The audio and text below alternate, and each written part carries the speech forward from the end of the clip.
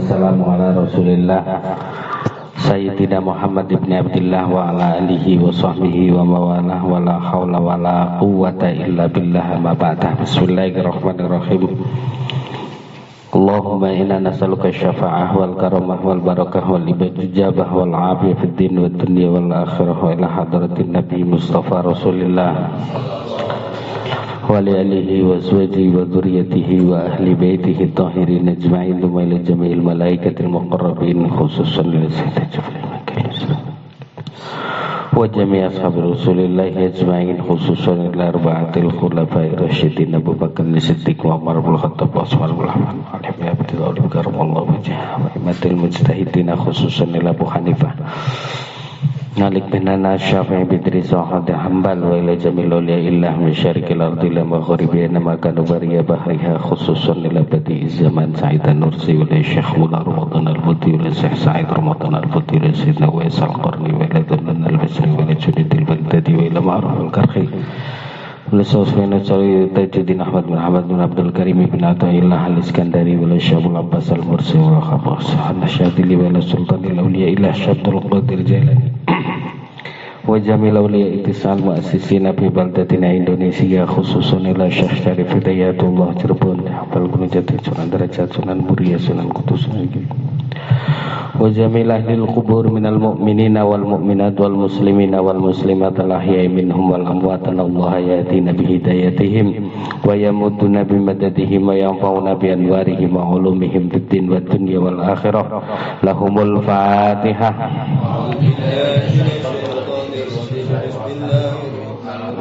Rabbil alamin arrahmanir rahim maliki yaumiddin iyyaka na'budu wa iyyaka nasta'in ihdinas siratal mustaqim siratal ladzina an'amta 'alaihim ghairil maghdubi 'alaihim waladdallin amin.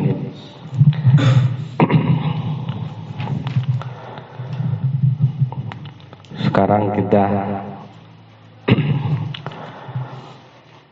masuk ke Asmaul Husna berupa Al-Quddus.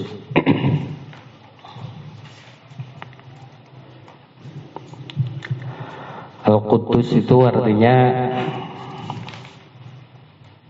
sama dengan Toharoh, suci,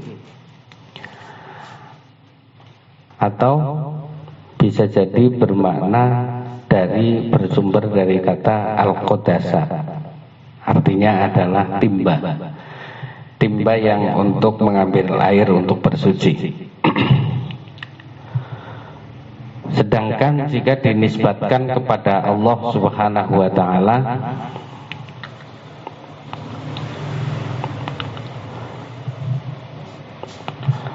Al-Quddus itu adalah Allah Subhanahu wa taala, zat yang maha suci dari khayalan-khayalan manusia dan pikiran-pikirannya.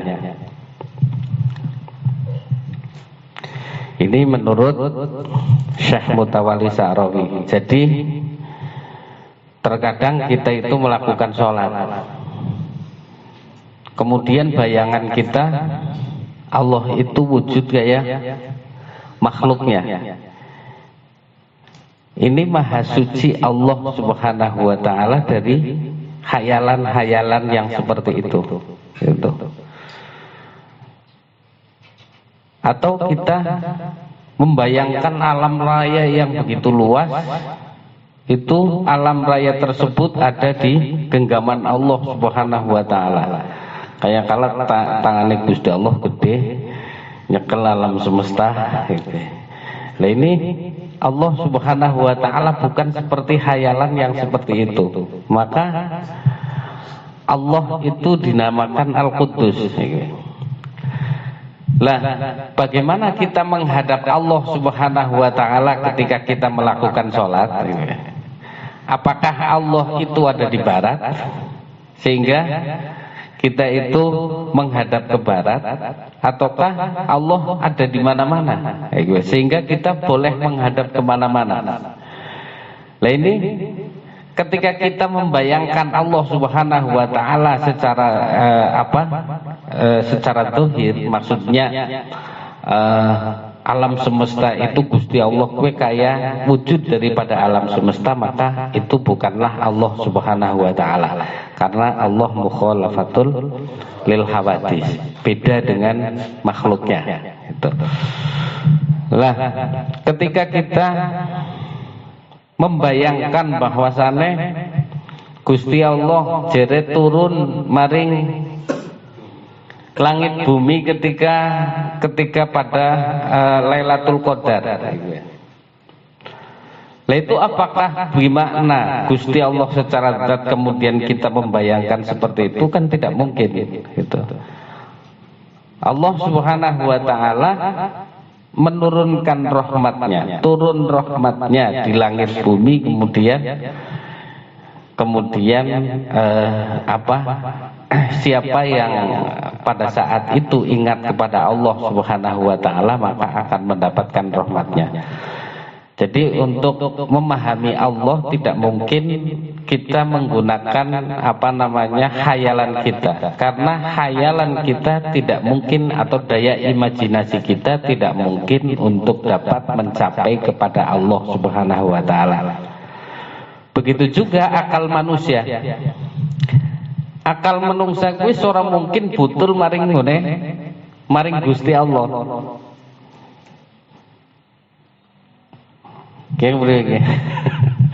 Jadi akal manungsa gue bisa weruh hanya di wilayah-wilayah makhluknya.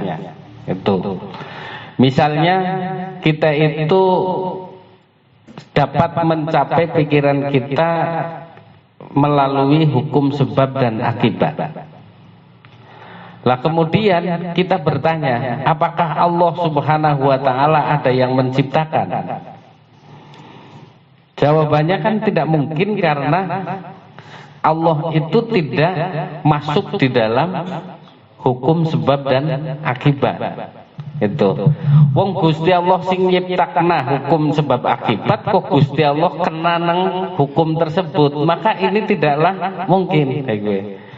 Sing mungkin itu adalah yang harus untuk Allah Subhanahu wa taala itu keluar dari ciptaannya, dari menciptakan hukum sebab akibat, ya Allah keluar dari undang-undang undang-undang dari hukum sebab dan akibat. Itu kita kadang merasa ya bahwa Allah Subhanahu wa taala menciptakan manusia, terus kapan Allah Subhanahu wa taala ada? Apakah tukul kan, ataukah Allah Subhanahu wa taala ada tapi walaupun miliaran tahun yang silam, tapi kemudian ada awalnya. Lah ini undang-undang makhluk gitu. Jangan sampai kita menghayal ke arah situ, karena imaji manusia itu tidak mungkin akan sampai kepada Allah Subhanahu wa taala itu. Maka Kasyful Majhul itu mengatakan bahwa akal dan imajinasi manusia tidak mungkin akan mengantarkan pengetahuan manusia ke Allah Subhanahu wa taala. Itu.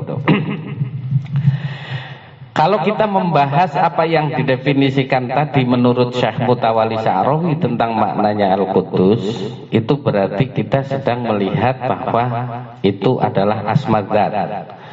Sedangkan asma af'al daripada Al-Qudus itu adalah Allah Subhanahu wa taala mensucikan, membersihkan hati kekasihnya dari kecintaannya terhadap dunia. Itu. Ini berarti Al-Qudusnya Allah bimana asma af'al. Jadi ana asma dzat, nama-nama zat, ana asma penggaweane Gusti Allah. Itu. Lah asma af'al ini Allah Subhanahu wa taala yang menghilangkan ataupun yang yang menutupi kecintaan hati orang yang mencintai Allah Subhanahu wa taala kepada dunia. Itu. Jadi wong sing disenengi nang Gusti Allah ditutupi untuk tidak mencintai dunia.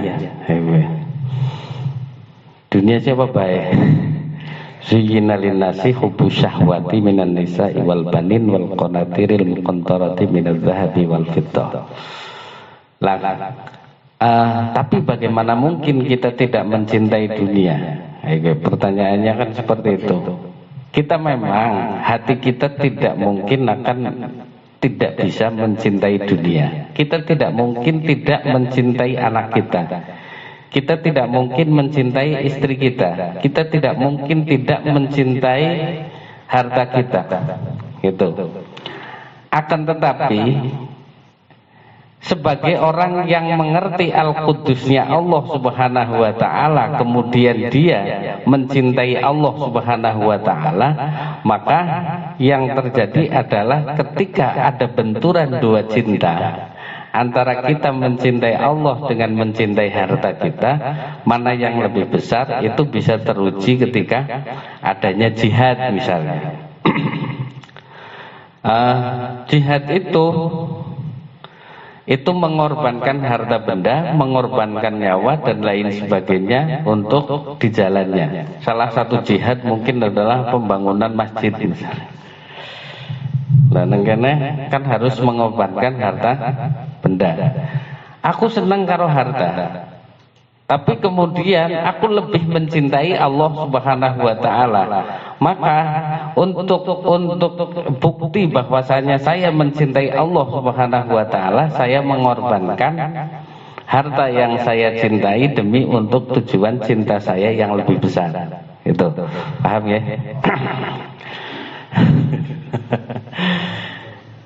Nah, begitu juga ketika hati itu digenangi cinta kepada Allah Subhanahu wa taala, maka telaga hati ini akan mengalir kepada anak kita, untuk anak kita agar mereka itu digenangi juga oleh telaga cinta kita kepadanya. Itu. Syekh Muhammad Said Ramadan Al-Buti itu dulu dididik oleh Syekh Mula Ramadan Al-Buti, ayahnya itu luar biasa ketat. Pada saat beliau lagi belajar misalnya, lagi belajar ilmu fikih, pas lagi tenggelam, ayahnya Syekh Mula Ramadan Al-Buti itu langsung mengatakan, tinggalkan itu fikih, belajar alat, ilmu alat. Akhirnya belajar ilmu alat. Tatkala lagi senang-senang belajar, diberhentikan lagi sama orang tua. Berhenti, nggak usah belajar itu lagi, belajar tasawuf. Pas belajar tasawuf, andek namane. Kon aja nganti belajar tasawuf. Ganti belajar tentang tauhid, tentang akidah.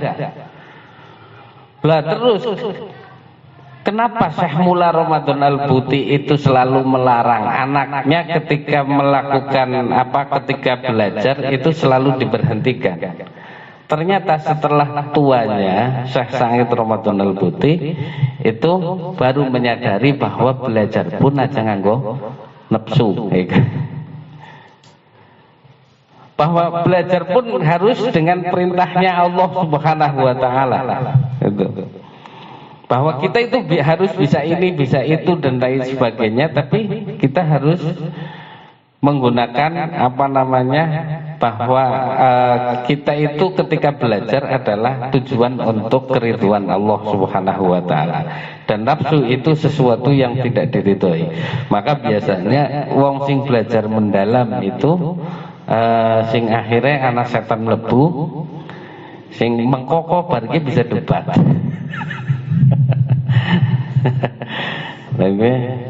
Yang terjadi seperti itu. Bukan nganti setan mlebu disit, stop disit aja nganti belajar ke maning, liyane maning dan seterusnya, itu seperti itu. Pada waktu beliau mendapatkan beasiswa untuk sekolah di Kairo, beliau dilarang orang tuanya, nggak usah berangkat. Lah akhirnya beliau manut baik, nggak mau berangkat. Jadi kenapa nggak mau berangkat? Takut anaknya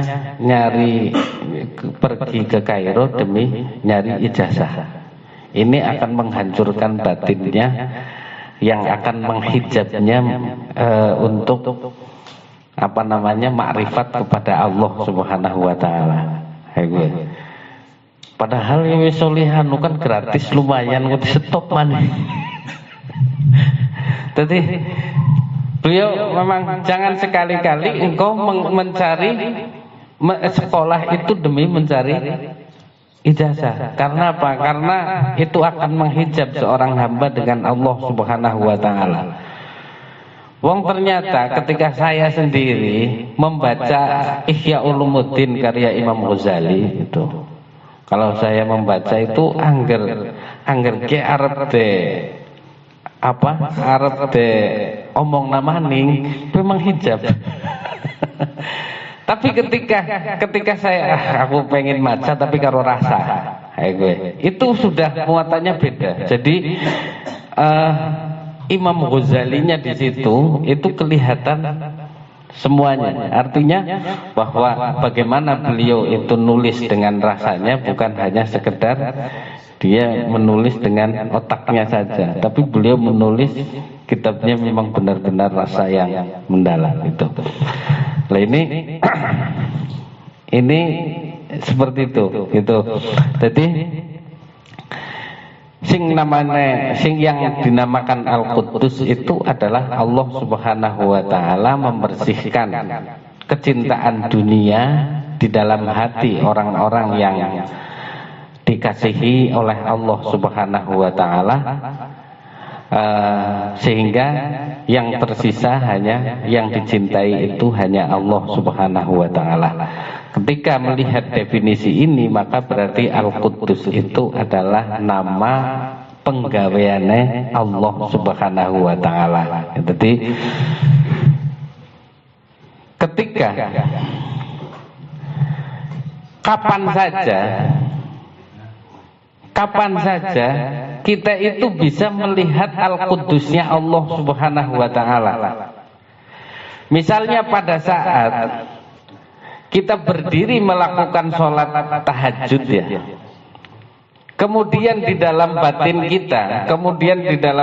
kita kita merasa bahwa yang memberdirikan itu Allah Subhanahu wa taala. Itu kemarin saya katakan sampean bisa ngadeg sholat tahajud itu karena sampean kena hukum ngadeg atau didegna. Ya. Wis sepakat ya. Berarti ketika sampean kowe ngadeg melakukan sholat tahajud karena oleh taufiknya Allah Subhanahu wa taala. Dan ketika sampean merasa bahwa ini adalah taufiknya Allah Subhanahu wa taala, maka setelah sholat itu luberannya itu akan rasa syukur yang sangat besar kepada Allah Subhanahu wa taala, bukan untuk menuntut ngesukonoli arisan apa nyongkon mlebu surga. Alhamdulillah aku dewe kesempatan untuk tahajud. Lah munculnya rasa seperti ini karena Allah Subhanahu wa taala memberikan nikmat kepada kita untuk membersihkan rasa ujub yang ada di dalam diri kita. Rasa bangga diri yang ada di dalam diri kita dibersihkan oleh Allah Subhanahu wa taala, sehingga setelah kita melakukan sholat tahajud itu yang muncul itu adalah luberan dari rasa syukur kepada Allah Subhanahu wa taala. Dudu mengko bar kuwi arep ora ngaku-aku maring wong. Apa mending SMS. Ternyata setelah tahajud adem matine. Status. Iya. Lah, kenapa hati bisa seperti itu? Karena dibersihna nang pangeran. Ya akhirnya weruh Al-Quddusnya Allah Subhanahu wa taala. Coba di mana peluang kita itu tidak bisa melihat Al-Quddusnya Allah Subhanahu wa taala? Itu peluang untuk tidak bisa melihat Al-Quddus itu adalah sesuatu yang sangat sulit sekali, Pak. Iya, Pura. Jadi tolong kasih waktu sama saya untuk tidak melihat Asmaul Husna Al-Quddusnya Allah, Ibu. itu sesuatu yang sangat sulit sekali bagi saya untuk tidak melihat itu. Hah? Nah. Ya sekian wis lagi ngapain lah ngono. Itu bisa dikembangkan sendiri kok sebenarnya. Jadi misalnya kita itu lagi jualan atau lagi apa gue maring sawah atau lagi maring jalan-jalan dan lain sebagainya. Gue. Lah, ketika ada pedagang yang membeli ke kita, itu dikarenakan Allah Subhanahu wa taala itu membersihkan hati kita agar melihat bahwasanya pembeli itu adalah apa? Bukan ini tentaranya Allah yang diutus untuk memberikan rezeki kepada kita. Lah pada waktu saya mau melihat hanya sebatas nikmatnya oleh duit dong, kemudian Allah membersihkan rasa yang seperti itu, pasti kita setelah itu akan melihat al-Qudusnya Allah Subhanahu wa taala. Jadi kemarin sudah sepakat bahwasannya hal jazaul ihsan illal ihsan. Tidak ada balasan kebaikan kecuali kebaikan itu sendiri. Jadi setelah kita melihat bahwa pemberi itu adalah karena Allah Subhanahu wa taala yuqallibu mayyasha, membolak-balikkan hati sesuai dengan yang dikehendaki. Kemudian hati tersebut sehingga terisi untuk mengirimkan rezeki kepada kita dan kita melihatnya, maka pada saat itu setelah itu kita juga akan nempel untuk melihat al-Qudusnya Allah Subhanahu wa taala. Kita paham apa? Lumayan nadan ya. Bener paham. Jadi nutburi ya. Jadi kapan peristiwa itu pasti sampean duduk di sini ya. Kepriwe carane weruh al-Qudusnya Allah Subhanahu wa taala. Tadi sudah saya katakan bahwasanya untuk untuk penghuni surga yang nanti akan masuk ke dalam surga itu ketika penyakit batin itu sudah bersih. Itu karena surga itu adalah tempat suci yang akan dihuni oleh orang-orang yang suci, yang mempunyai hati yang suci. Itu maka sebelum masuk ke surga biasanya dicemplungkan nang neraka dhisik. Ya, karena untuk menyucikan ya dikumbah dhisik. Wong nek zamane Kanjeng Nabi iki ana sahabat loro maring Kanjeng Nabi. Di situ Nabi mengatakan bahwasanya besok saya akan memberikan syafaat kepada 70.000 orang. Itu. Lah 70.000 ini akhirnya sebelum sampai selesai sahabat itu mengatakan bahwa aku mintalah syafaat sekang panjenengan. Yang kau mendapatkan syafaat. Sahabat yang siji maning, saya minta juga syafaat. Engkau sudah tidak ada jatah. Lah akhirnya seorang Kanjeng Nabi itu memberikan 70.000 syafaat kepada kaumnya, itu yang kemudian dari satu orang itu akan mensyafaati juga 70.000. Berarti 70.000 kali 70.000 berarti 1,4 miliar. Ini wis lumayan. Iya. MLM, multi level marketing. Lah ini qaddasa, Allah Subhanahu wa taala mensucikan hati kekasihnya untuk tidak mencintai dunia, Maka ketika seseorang tadi yang saya katakan, ketika mendapatkan rizki karena adanya konsumen, itu dibersihkan oleh Allah untuk tidak fokus di dalam uangnya, tapi melihat Allah Subhanahu wa taala. Allah mensucikan dari pandangan itu, maka engkau berarti melihat Al-Quddusnya Allah Subhanahu wa taala. Nah, kemudian makna berikutnya, Al-Quddus itu adalah Allah membersihkan waktu ketika engkau hidup hanya untuk kemaslahatan saja. Allah membersihkan hidupmu tidak untuk nulayani karo perintah-perintah Gusti Allah. Lah maka waktu ini yang Allah berikan kepada kita itu karena kita tidak nulayani perintah-perintah dari Allah Subhanahu wa taala. Coba jikalau kita itu nulayani perintah-perintah Allah, maka lebih senang bukan di tempat yang kayak gini. Senangnya siapa sih kayak gini?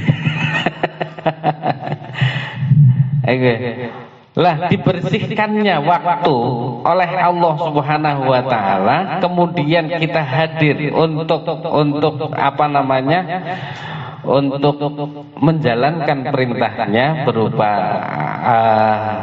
perintahnya itu adalah menggunakan akal kita untuk mendekatkan diri kepada Allah Subhanahu wa taala. Itu. Lah di sini kan kita berusaha untuk mendekatkan diri kepada Allah melalui sifat-sifatnya. Maka berarti kita sudah menjalankan perintah Allah Subhanahu wa taala, karena Allah mengatakan di dalam Al-Qur'an, walaqad dzara'na li jahannama minal jinni wal insi lahum qulubun la yafqahuna biha walahum adhanun walahum a'yunun la yubsiruna biha walahum adhanun la yasma'una biha ulaika kal an'am bal hum adall.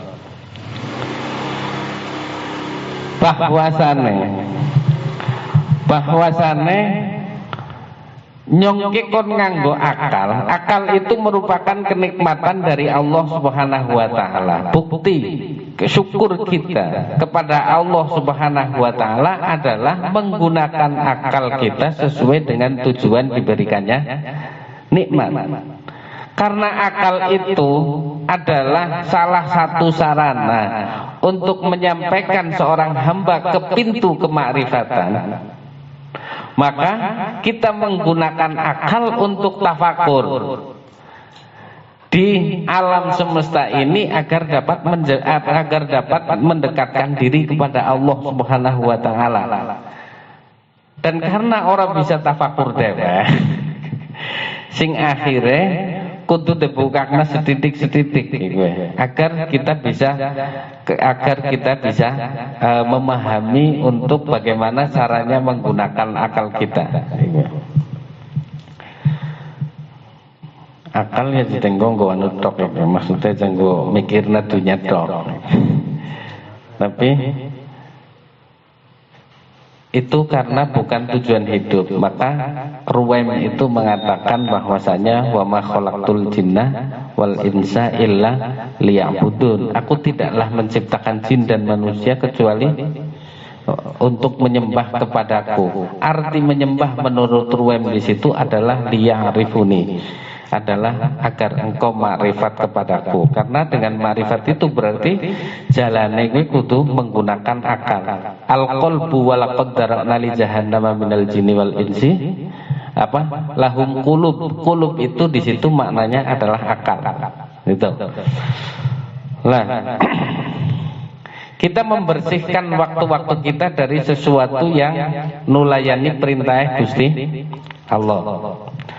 Sementara setiap saat kita itu selalu nulayani karo perintah Gusti Allah. Sampean dagang nang pasar kowe karena keinginan nafsu sampean untuk berdagang, atau dagang tersebut karena perintah Gusti Allah. Karena kowe waktu kowe. Lah angger wong kan iki ya. Kenapa kita itu hidup? Karena kita disuruh untuk menjaga kehidupan kita oleh Allah, dan penjagaan kehidupan kita oleh Allah itu dengan rizki yang kita dapatkan.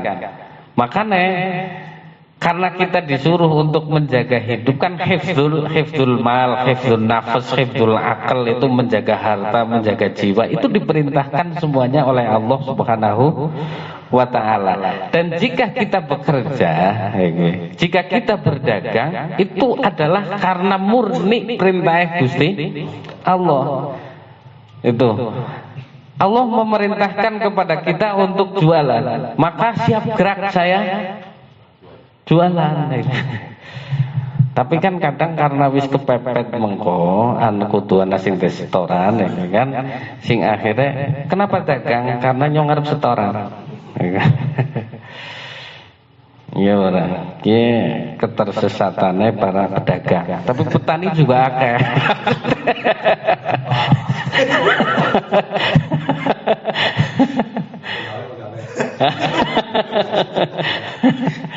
Ya.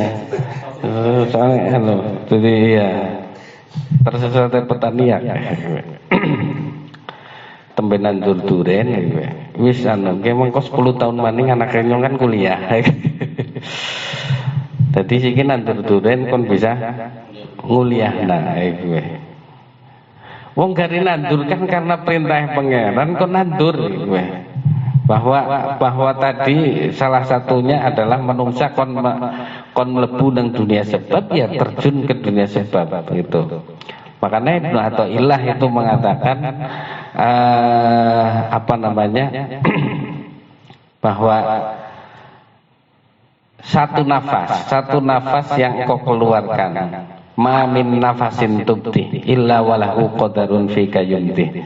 Nafas yang keluar dan masuk itu akan dimintai tanggung jawabannya oleh Allah Subhanahu wa ta'ala. Dan ini ketika tidak ingat tidak mungkin bisa dikodok. Angger sembayang, ketinggalan sembayang tak bisa deh kodo. Tapi satu nafas kok kemudian tidak melihat Allah Subhanahu wa ta'ala, ngodone kepriwe ndelok. Wong nang kana anak kewajiban maning Mas. Sementara mamin nafasin tubdi illa walahu qadarun fika yumdi. Nafas yang engkau keluarkan dan engkau masukkan ke dalam dirimu itu akan dimintai pertanggungjawaban oleh Allah Subhanahu wa ta'ala. Nggo ngapa nafasmu gue?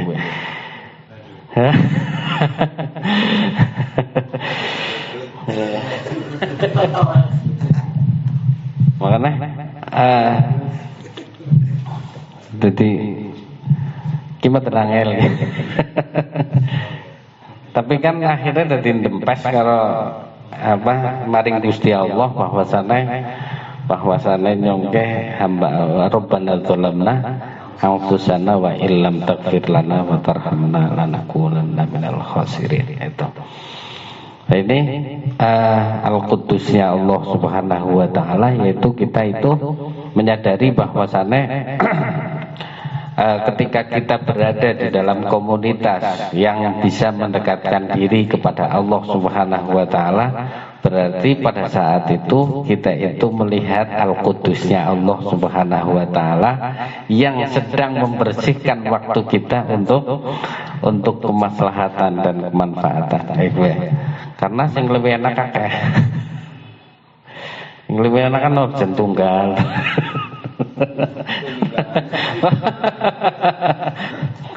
Kok kemudian disucikan nang pangeran. Jadi kita melihat Asmaul Husnanya Allah Subhanahu wa ta'ala. Itu ketika Mesir dikuasai oleh Bani Ubaid. Itu ada seorang dai yang bernama An-Nablusi. Dia selalu istiqomah menggunakan waktunya untuk berdakwah, walaupun pada saat itu moral bangsa Mesir luar biasa jatuhnya. Bahkan perzinaan bisa dilakukan, minuman bisa dilakukan di tempat yang ramai gitu. Lah sehingga dengan apa namanya, dengan kegigihan pemanfaatan waktu yang luar biasa oleh Syekh Rotib Syekh Nablusi, itu beliau selalu berdakwah kepada orang-orang yang seperti itu. Sehingga Allah Subhanahu wa taala mensucikan dirinya ketika beliau ditangkap oleh pemerintahan Bani Ubaid sing akhirnya dikuliti, Pak. Yang akhirnya dikuliti pada waktu pas sampai pada jantung, ini kulitannya itu mengatakan apa yang terjadi padaku itu telah ditulis oleh Allah Subhanahu wa taala. Sih kemutan kayak gue nyong kepepet sedina rong dina. Aduh, mangane apa ini? Masa bayar SPP orang dewi rezeki gue. Padahal nyong ya wis apa bae, wis ora ino taat ya taat. Ora kaya wong ora kaya lah kan wis montong-montong di situ. Lah pada saat Nablusi itu dikuliti kemudian ditusuk, esih bersuara di dalam lisannya bahwa apa yang terjadi padaku itu sudah tertulis oleh Allah Subhanahu wa taala.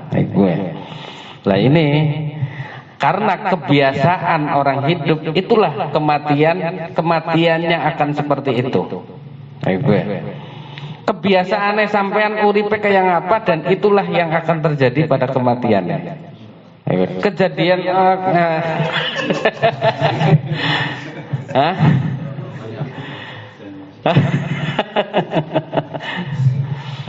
nah itu jadi kadang mulane ngarepnya hidup tenang ngelek. Kisi kebiasaannya kayak ngapa? Terus ya itu saya itu yang salah. Karena kebiasaan hidupnya itulah yang akan matinya itu akan seperti itu. Itu sebagaimana Syekh An-Nablusi itu ketika meninggal juga sama dengan kehidupannya. Itu. Nah, ketika kita masih angan-angan dunia lebih tinggi, disitulah pada saat kematian juga akan muncul angan-angan dunia yang lebih angan-angan panjang tentang dunia. Aku urung ngerasak lagi. Itu karena hidup di dunia itu akan nanti mengantarkan kepada kematian yang seperti itu. Gitu. Sing remetin. Itu jere An-Nablusi itu seperti itu. Wong kok bisa tahan dikuliti kok nganti butul ngene, esih mengatakan apa yang terjadi pada saya itu sudah tertulis di dalam kitabnya itu. Esih kemutan gue bae. Ngerdewe surat tahan. Menyerah lagi kan kadang mulang bae ngerana benturan sentitik. Orang kemutan sing bulangna apa kok.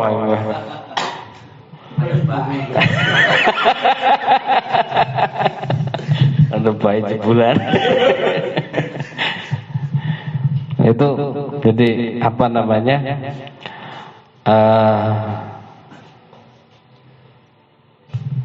Bahwa ketika orang mengetahui al-Qudusnya Allah Subhanahu wa taala,